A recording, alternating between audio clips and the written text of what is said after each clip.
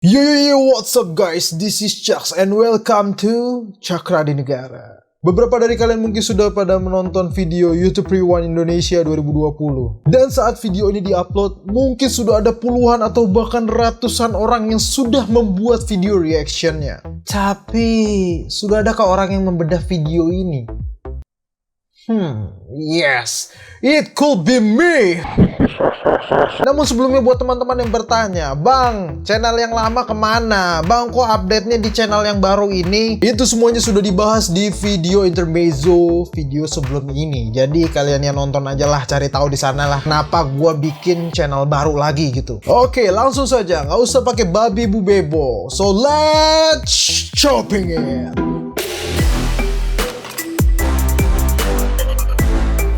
Oke, scene dimulai dari sebuah set rumah di mana dikelilingi oleh beberapa pohon dan tanaman penghijauan yang menggambarkan modernisasi arsitektur dengan tetap memperhatikan lingkungan. Menurut yang gue analisa, tampaknya set rumah ini ada sentuhan CGI atau bisa jadi keseluruhan dari visualisasi yang kita lihat ini sepenuhnya CGI. Well, kalau yang gue tebak sih, ini semuanya CGI. Karena cukup lumayan sulit juga kita untuk bisa menemukan rumah di Indonesia dengan arsitektur model American House seperti ini. Tapi tidak menutup kemungkinan juga sih kalau set rumah ini ada sungguhan di sini. Ya walaupun probability rate-nya mungkin hanya 20% aja. Akan tetapi, kalau analisa gue ini ternyata terbantahkan, gue tepuk tangan buat seluruh tim manajer lokasinya yang mampu menemukan rumah model seperfect ini sih.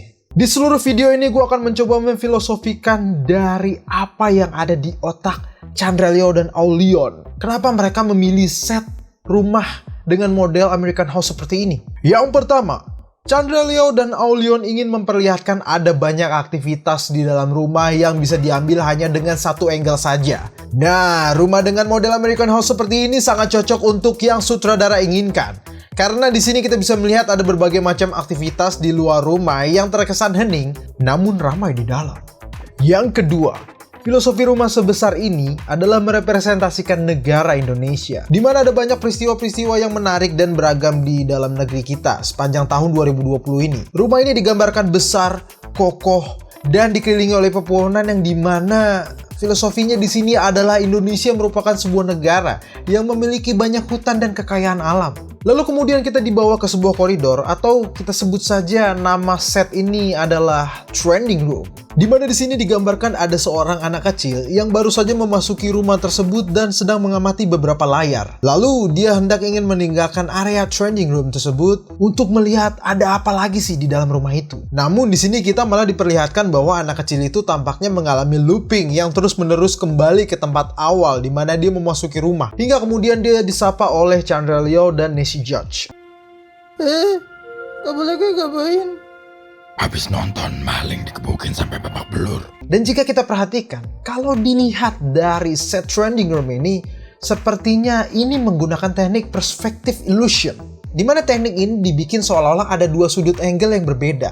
Antara sudut di pintu yang pertama kali anak kecil itu masuk, ke sudut pintu di depan anak kecil itu. Yang padahal dari kedua angle ini sebenarnya sudut yang sama aja. Hanya saja penempatan nama bulan di layar Hall of Fame-nya yang dibedain jadi seakan-akan kayak membentuk sebuah koridor panjang gitu. Yang padahal angle yang kita lihat itu aja sebenarnya. Filosofi yang digambarkan pada sini nih adalah bahwa Trending Room merupakan sebuah Hall of Fame dari top trending YouTube di Indonesia di tahun 2020. Di mana ada berbagai video-video trending yang ditampilkan setiap bulannya. Lalu kenapa sih si anak ini terus-menerus mengalami looping? Apa filosofinya? Well, ini memfilosofikan bahwa anak kecil tersebut sebenarnya tidak benar-benar melihat secara big scope mengenai peristiwa-peristiwa yang terjadi di Indonesia di tahun 2020. Jadi gini, kalian pasti pernah kan ketemu sama orang yang gampang mengeneralisasi sesuatu padahal dia hanya melihat hal tersebut itu hanya dari satu sisinya aja. Ya, orang itu direpresentasikan oleh si anak kecil ini. Well, dari scene di Trending Room ini, yang bikin agak sedikit keganggu di mata gue itu ada di layar-layar Hall of Fame-nya. Karena sudah dipastikan ini menggunakan teknik screen replacement, yang dimana layar yang kalian lihat itu aslinya hanyalah layar yang menampilkan green screen aja, lalu ditempel video-video tersebut sehingga terlihat seperti sebuah layar yang menampilkan video yang kita lihat sekarang ini. Ini bisa dilihat dari sudut setiap layarnya yang masih kurang rapih, sehingga masih ada sedikit kelihatan green screen-nya sedikit aja gitu, di sini, dan di sini. Screen replacement-nya pun menurut gue juga masih kurang halus karena tidak ada efek glossy. Pantulan pada layarnya seperti kalau kita nonton televisi, biasanya kan pada umumnya ada pantulan cahaya dari layar televisinya itu sendiri kan. Dan frame rate yang digunakan ini juga sepertinya menggunakan shutter speed yang rendah. Karena mungkin gunanya untuk memaksimalkan aperture dan ISO-nya agar cahaya yang masuk ke dalam lensa bisa optimal. Sehingga pada bagian pengambilan gambar tracking seperti ini, gambar menjadi sangat blurry dan membuat mata kita agak sedikit pusing karena harus memperhatikan setiap video di dalam layarnya. Sementara pada saat yang bersamaan, pengambilan gambarnya bergerak. Jadi ngelihat objeknya tuh, jadi bikin pusing lah pokoknya. Dan pertanyaan gue, jika yang mau sutradara tampilkan ke dalam setiap layar Hall of Fame itu materi videonya sudah pasti dan sudah jadi, lalu kenapa harus menggunakan green screen? Kenapa nggak di setiap layarnya langsung ditaruh video materinya di displaynya aja gitu, biar kelihatan realistik? Karena kasihan kan editornya harus capek-capek memasukkan materi video, belum lagi editornya harus melakukan motion tracking dahulu supaya videonya bisa tetap berada di dalam layar, dan juga harus melakukan rotoscoping seperti ini, yang malah membuat tampilan layarnya jadi kelihatan fake. Apalagi materi-materi video tersebut juga sifatnya hanya sebagai easter egg saja, yang nggak berkesinambungan juga dengan jalan cerita pada YouTube Rewind Indonesia ini. Dan nilai plusnya, jika tim art men-set layar dengan display yang sudah ada materi videonya, bukannya jam kerja editornya jadi semakin berkurang, benar nggak? You're welcome, Rifki Anyanako. Yang gue analisa, alasan kenapa mereka lebih memilih menggunakan layar dengan green screen adalah karena dikhawatirkan jika ngedisplay materi video di layar, takutnya nanti pantulan layarnya jadi bocor ke DOP-nya. Ya, sebenarnya bisa diakalin sih dengan shot angle yang agak nyerong dikit. Lanjut, di dalam kedua scene ini memvisualisasikan sebuah aktivitas gaming dan beauty vlogger, di mana di Blue Room terdapat representasi dari PC gaming, mobile gaming, and console gaming. Yeah, of course, I am the console gaming. Because my PC is potato. Lalu kemudian scene di dalam Blue Room berpindah ke Pink Room, lalu bridging dari Dylan Pros yang berjalan ke area Pink Room, lalu out frame. Bentar, break isoma dulu guys. Lanjut. Dan di Pink Room kita bisa melihat ada berbagai macam aktivitas seperti makeup and girlithing obviously. Sepertinya filosofi pemilihan warna biru yang merepresentasikan scene gamer ini diambil dari warna PS5. Karena main core yang mau sutradara ambil di scene games ini sebenarnya hanyalah PS5 aja. Jadi agar penonton bisa fokus ke PS5, itulah kenapa warna yang dipilih menyesuaikan dengan warna PS5, yaitu warna biru. Kenapa nggak putih?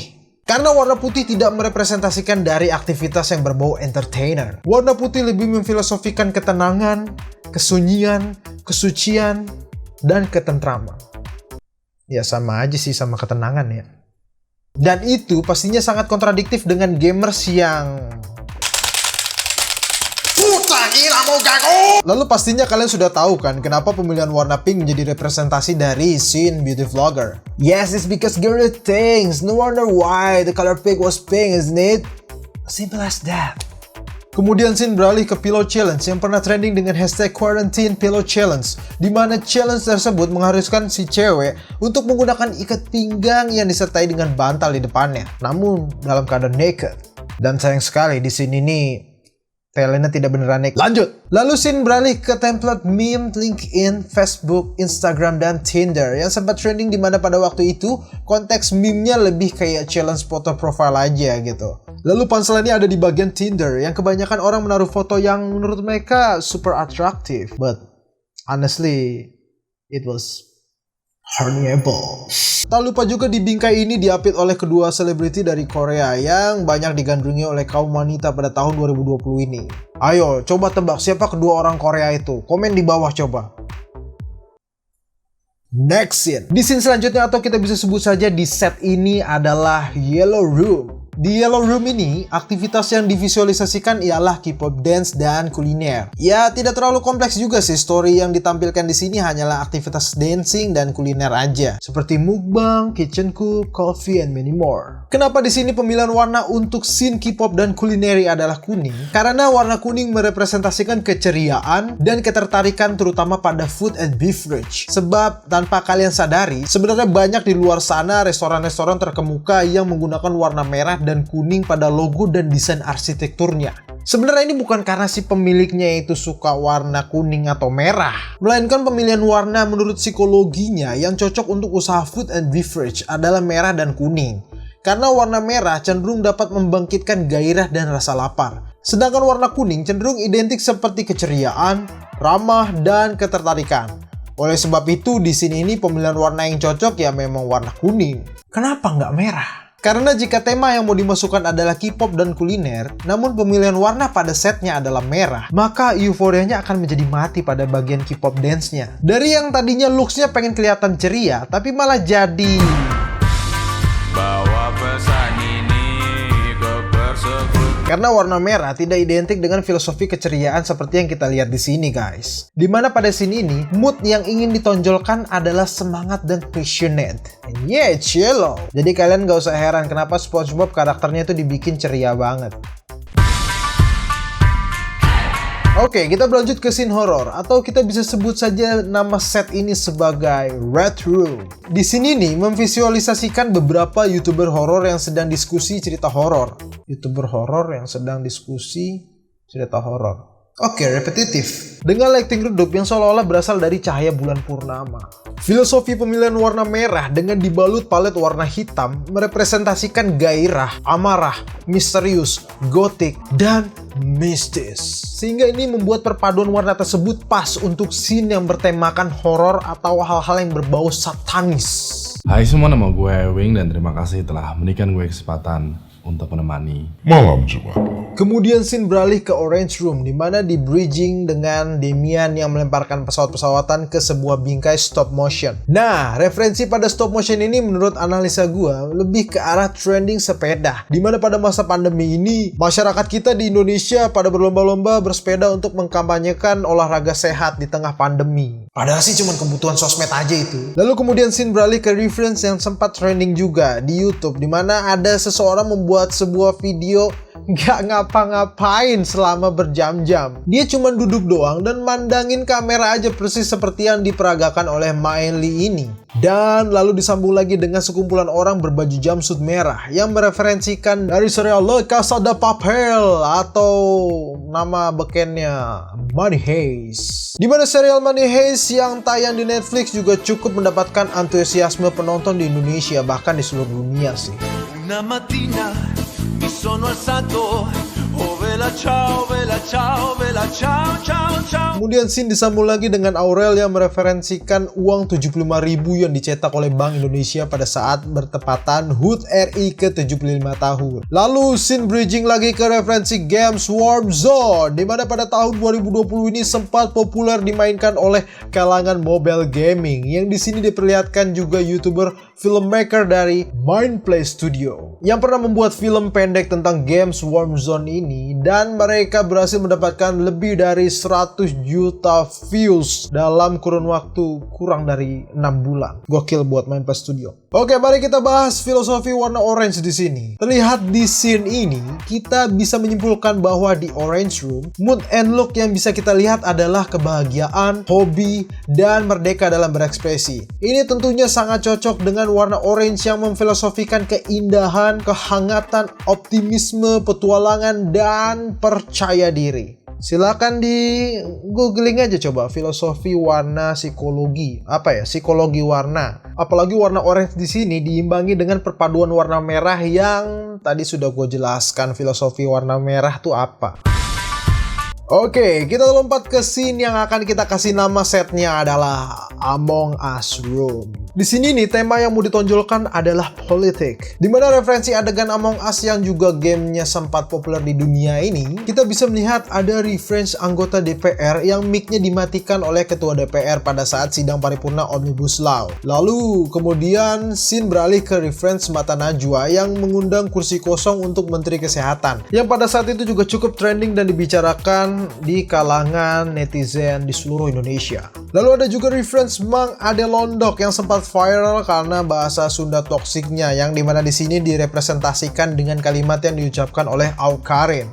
Kontol! Hei, bukan yang itu. Ikan hiu makan tomat, ditunggu jawaban Bapak yang terhormat. Oke, yang ini kita skip aja ya. Ya kalian udah tau lah ini mau ngapain gitu. Roasting gitu ala MLI lah. Lalu kita berlanjut ke scene yang akan kita sebut setnya dengan nama Colorful Room. Dimana di set ini diperlihatkan reference dari lagu Aku Bukan Bonekanya KKI, TikTok, dangdut, dan podcast tentunya. Dimana di sini pengambilannya sangat casual dan random yang hanya mengikuti alur ritme lagunya saja. Jadi menurut gue untuk scene ini ya nothing special. Kecuali di gimmick yang sedang countdown gitu. Itu menurut gue gosebump banget ya. Karena bisa on beat antara irama jari sama kick dari lagunya. Sehingga kelihatan kayak ngeblend. Seakan-akan gimmick dari jarinya Om Deddy ini yang mengeluarkan suara beatnya. Bukan Om Deddy-nya yang ngikutin ketukan beat.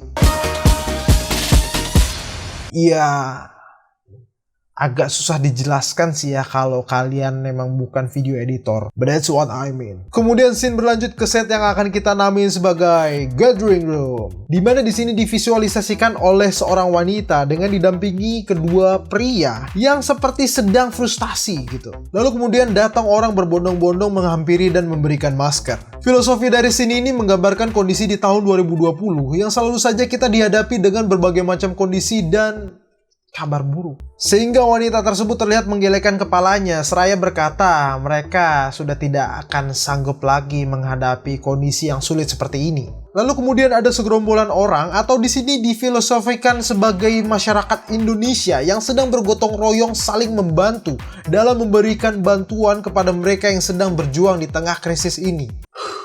Bentar, napas dulu guys. Capek ngomong mulu gua. Lanjut. Kemudian divisualisasikan juga reference Zoom meeting dan video call oleh orang-orang berpakaian APD lengkap yang memfilosofikan perjuangan para tenaga medis di tengah pandemi di Indonesia yang sedang berjibaku menyelamatkan nyawa. Lalu scene ditutup dengan bridging performance band yang dipimpin oleh Eka Gustiwana dan Ananta Vini. Kemudian disambung lagi dengan sekumpulan dari beberapa YouTuber yang kemungkinan besar berhalangan hadir dalam sesi syuting. Bisa jadi karena alasan pandemi atau bisa juga karena dari luar daerah. Sehingga mereka mengirimkan sejumlah video taping untuk dijadikan template seperti ini. Ya intinya mereka ini fungsinya cuma sebagai ekstra saja lah. Biar kelihatan rame tapi di satu sisi juga tidak melanggar protokol kesehatan dari pemerintah. That's the point I think. Setelah itu scene bridging lagi ke reference Lati, lagu dari Weird Genius yang mendunia dan juga Blackpink yang berjudul How You Like That. Lalu kemudian scene berganti ke set yang akan kita namakan sebagai Farewell Room. Dimana di sini kita diperlihatkan sejumlah YouTuber yang sedang menyaksikan kaleidoskop.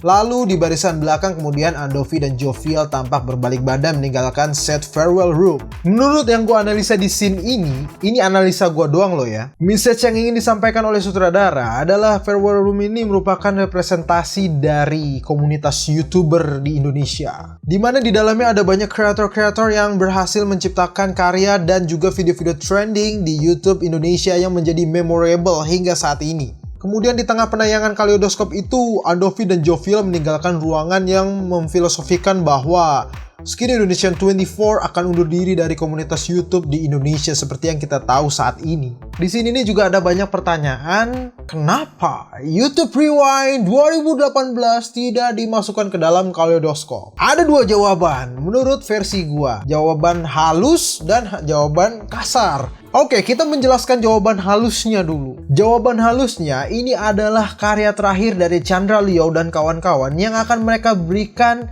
untuk komunitas YouTube di Indonesia. Sebab kemungkinan besar setelah ini, Chandra Leo akan menggantungkan posisi sutradaranya kepada orang lain agar ada estafet generasi penerus di produksi YouTube Rewind Indonesia ini. Jadi, Chandra Leo ingin memberikan memorable message kepada seluruh rekan-rekannya terhadap achievement yang selama ini sudah mereka buat melalui Kaleidoskop. Itulah kenapa YouTube Rewind 2018 ini tidak dimasukkan ke dalam Kaleidoskop. Karena YouTube Rewind 2018 itu tidak termasuk ke dalam karya-karya yang dibuat oleh sutradara yang membuat YouTube Rewind Indonesia 2020 ini. Well, benar-benar mulia sekali ya Chandra Leo dan Aulion ini yang menyelipkan subliminal message di karya terakhir mereka.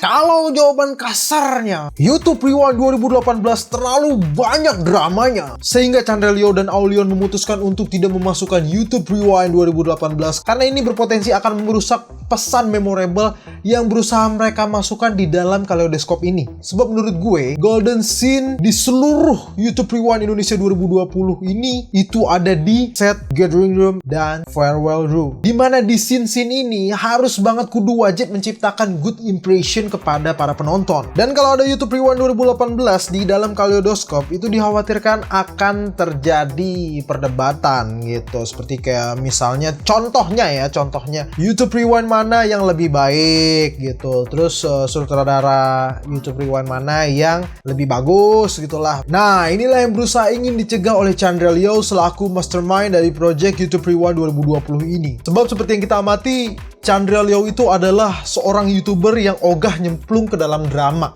Karena di sini bisa dibuktikan dari beberapa drama-drama yang viral tapi tidak dimasukkan ke dalam YouTube Rewind Indonesia 2020 ini oleh Chandra Leo. Seperti salah satu contohnya prank sembako sampah oleh Ferdian Paleka. Itu gak dimasukkan di sini kan? Ya emang itu kebangetan banget sih kalau sampai dimasukin ya. Yang gue suka dari sini nih adalah facial expression dari para talentnya yang kelihatan natural banget gitu loh. Jadi kelihatan real dan tidak dibuat-buat. Kalau yang bisa gue analisa, sepertinya pada saat syuting, para talent ini memang benar-benar disuguhkan video Kaleidoskop yang kita lihat sekarang ini. Jadi ekspresi dari reaksi mereka itu benar-benar pure, benar-benar natural gitu. Tanpa dibuat-buat pura-pura senyum atau pura-pura ketawa lah. Well, good job. I like this one. Ya, begitulah video review YouTube Rewind Indonesia 2020 yang bisa gue jabarkan di video kali ini. Overall, YouTube Rewind Indonesia 2020 ini menurut gue sudah layak untuk masuk kategori world class. Karena YouTube Rewind yang worldwide pun menurut gue kualitasnya juga ya mirip-mirip lah sama YouTube Rewind Indonesia 2020 ini. Ya cuman bedanya di budget aja kok guys. Dan ya satu-satunya hal yang bisa gue kritisi di dalam video YouTube Rewind Indonesia ini ya paling CGI-nya aja sih gitu, yang masih ada beberapa poin yang bisa dikategorikan masih kasar, nggak halus lah gitu. Padahal kalau bisa dibilang VFX artisnya itu tidak jago juga, gue kurang setuju juga ya. Karena untuk membuat set rumah 3D seperti ini itu menurut gue sudah lumayan mendekati perfect gitu loh. Orang awam kalau ngeliat mungkin ini kayak rumah sungguhan gitu. Bahkan ini set rumah ini gue juga masih bingung. Ini beneran ada real gitu, mereka shoot real rumahnya itu atau sepenuhnya itu CGI gitu loh. Sama paling lightingnya aja yang menurut gue ada beberapa poin yang masih kurang. Kayak contohnya ada di beberapa scene dimana lightingnya itu tidak begitu mengcover talentnya gitu, sehingga jadi kelihatan belang, ketebalan shadownya, atau bisa juga yang tidak mengcover warna kulit talentnya seperti ini. Ya tapi itu lebih ke arah perspektif pribadi aja sih, dan menurut gue bukan sesuatu hal yang fatal juga. Oke guys, sekian video review kali ini. Dan setelah penjabaran panjang lebar itu, kira-kira di poin-poin mana yang menurut kalian setuju banget deh gitu? Komen di bawah ya. Dan coba kasih komentar di bawah, kira-kira ada detail-detail mana yang menurut kalian bisa kita bahas di video review YouTube Rewind Indonesia 2020 ini. Jangan lupa klik like kalau kalian merasa ada wawasan baru di dalam video ini, dan dislike aja kalau kalian merasa kalian tidak suka dengan video ini. Gue Chucks pamit. Dan sampai ketemu di video selanjutnya. See you next time. See you, bye-bye.